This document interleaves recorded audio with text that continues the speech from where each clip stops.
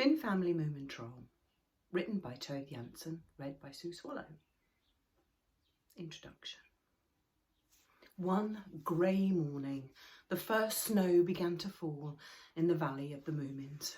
It fell softly and quietly, and in a few hours everything was white. Moomintroll stood on his doorstep and watched the valley nestle beneath its winter blanket.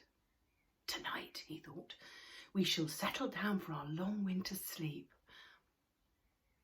All Moomintrolls go to sleep around about November time, which is a good idea too, if you don't like the cold and the long winter darkness. Shutting the door behind him, Moomintroll stole into his mother and said, "The snow has come." "I know," said Moomin Mama. "I've already made up your beds with the warmest blankets. You're to sleep in the little room under the eaves with Sniff." "Oh, but Sniff snores so horribly," said Moomintroll. "Couldn't I sleep with Snufkin instead?" "As you like, dear," said Moomin Mama. "Sniff can sleep in the room that faces east." So the Moomin family, their friends, and all their acquaintances began solemnly and with great ceremony to prepare for the long winter. Moomin Mama laid the table. It was on the veranda, but they only had pine needles for supper. It's very important to have your tummy full of pine when you're going to sleep all winter.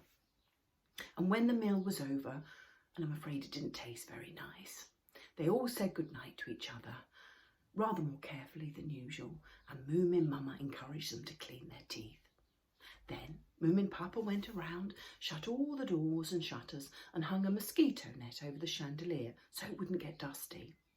Then everyone crept into his own bed, making a cosy nest for himself, pulled a blanket over their ears and thought of something nice. But Moomintroll sighed a little and said, "I'm afraid we shall waste an awful lot of time." "Don't worry," said Snufkin. "We will all have wonderful dreams, and when we wake up it'll be spring." Mumbled Moomintroll sleepily, but he'd already drifted away into a hazy dream world. Outside, the snow fell thick and soft. It already covered the steps and hung heavily from the roofs and the eaves, and soon Moomin House would be nothing but a big, round snowball. The clock stopped ticking, one by one. Winter had come. Chapter 1, in which Moomintroll, Snufkin and Sniff find the Hobgoblin's hat, how 5 small clouds unexpectedly appear, and how the Hemulon finds himself a new hobby. One spring morning at 4 o'clock, the first cuckoo arrived in the Valley of the Moomins. He perched on the blue roof of Moomin House and cuckooed 8 times, rather hoarsely to be sure, because it was still a bit early in the spring. Then he flew away to the east. Moomintroll woke up, and for a long time he looked at the ceiling before realising where he was. He had slept 100 nights and 100 days, and his dreams still thronged about his head, trying to coax him back to sleep. But as he was wriggling around, trying to find some cosy new spot to sleep, he caught something, a sight of something that made him quite wide awake. Snufkin's bed was empty. Moomintroll sat up. Yes, Snufkin's hat had gone too. "Goodness gracious me," he said, and he tiptoed to the open window. Aha! Snufkin was using the rope ladder. So Moomintroll scrambled over the windowsill, climbed cautiously down onto the ladder with his short legs.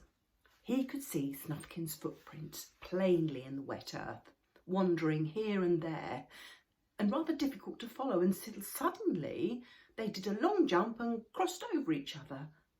He must have been very happy, decided Moomintroll. He did a somersault here, that's clear enough. Suddenly, Moomintroll lifted his nose and listened. Far away, Snufkin was playing his happiest song.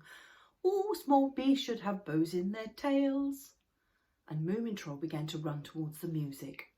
Down by the river, he came across Snufkin, who was sitting on the bridge with his legs dangling over the water, his old hat pulled down over his ears. "Hello," said Moomintroll, sitting down beside him. "Hello to you," said Snufkin, and went on playing. The sun was up now and shining bright into their eyes, making them blink. They sat swinging their legs over the running water, feeling happy and carefree. They'd had many strange adventures on this river and brought home many friends. Moomintroll's mother and father always welcomed all their friends in the same quiet way, just adding another bed, putting another leaf in the dining table. And so Moomin House was rather full, a place where everyone did what they liked and very seldom worried about tomorrow. Very often, unexpected and disturbing things used to happen, but nobody ever had time to be bored, and that's always a good thing. When Snufkin came to the last verse of his song, he put his mouth organ in his pocket and said, "Is Sniff awake yet?" "I don't think so," answered Moomintroll. "He always sleeps a week longer than the others." "Then we must certainly wake him," said Snufkin as he jumped down. "We must do something special today because it's going to be fine." So Moomintroll made their secret signal under Sniff's window. 3 ordinary whistles first, then a long one through his paws.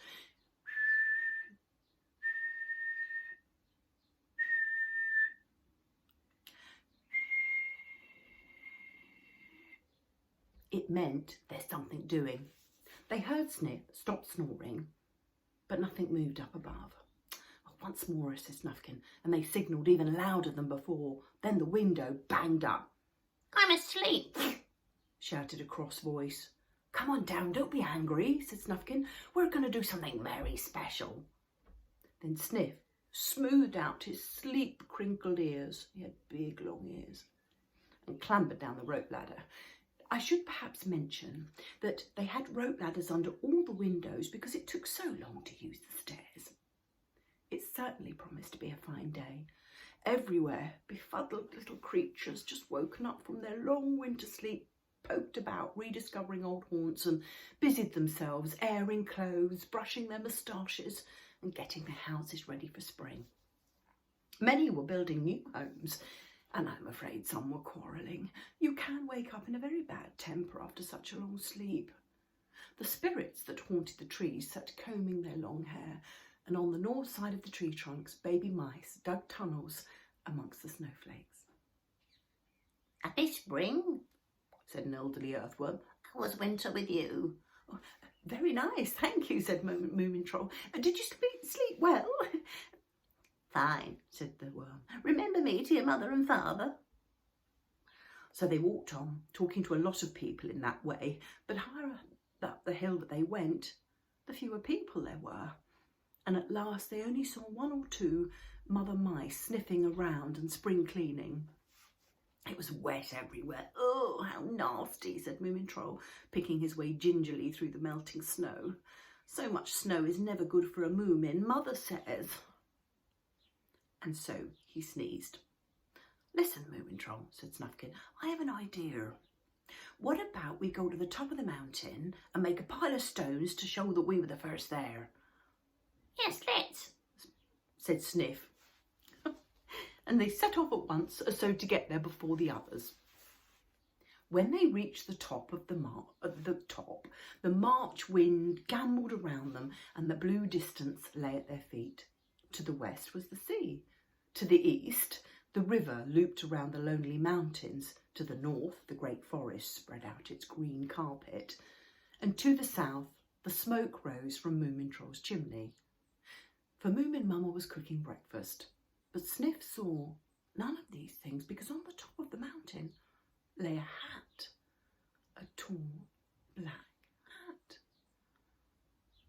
"Someone has been here before," said Snufkin. Moomintroll picked up the hat and looked at it. "It's a rarey thing," he said. "Perhaps it will fit you, Snufkin." No, said Snufkin, who loved his old green hat. "It's much too new." "Perhaps father would like it," mused Moomintroll. "Well, anyway, we'll take it with us," said Sniff. "And now I want to go home. I'm dying for some breakfast, aren't you?" "I should say I am," said Snufkin. And that was how they found the hobgoblin's hat, and they took it home with them, without guessing for one moment that this would cast a spell on the Valley of the Moomins, and before long they would all see strange things. Come back